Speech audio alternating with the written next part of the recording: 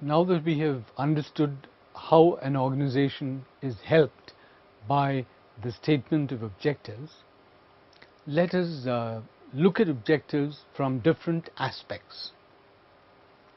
One way of looking at objectives is to say that objectives form a hierarchy. Now, what is a hierarchy? A hierarchy is a level, certain different levels within the organization, and these levels are reflected in the kind of objectives that different parts of the organization have. At the senior level of the organization, we have strategic objectives. These objectives are organization wide and they are long term. Then you have objectives at the departmental level, which we call functional objectives.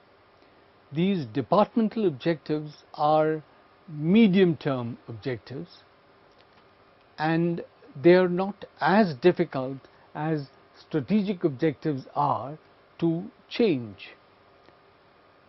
Medium term departmental objectives are derived from the broader strategic objectives that are first laid by the senior management for the total organization.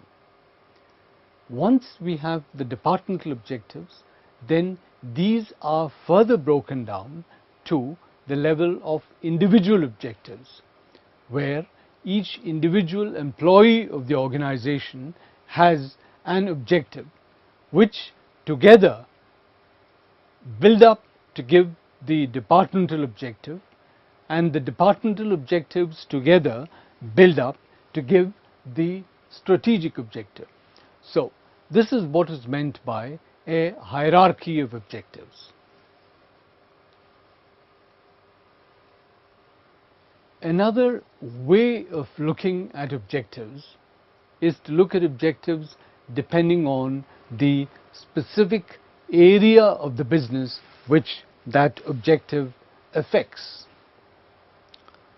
For instance, we could talk about financial objectives like return on investment, return on capital employed, earnings per share.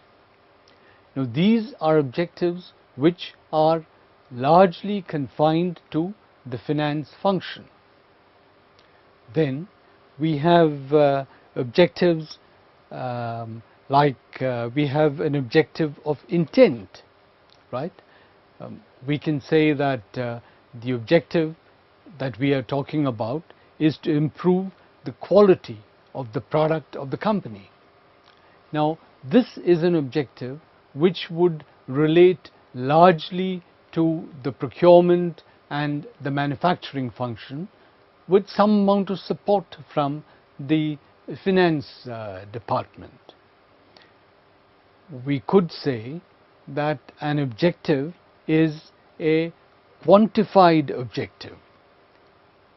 For instance, we could say that we have an objective where we reduce our rejects by 50%. This is different from a qualified statement of an objective where we say that we improve the quality of products. Further, we could have a technological objective. A technological objective is a statement that the company's products must be state of the art, and the company's products must reflect the latest advances in a particular technology. For instance, Apple believes that all its products must be at the absolute cutting edge of the IT technology.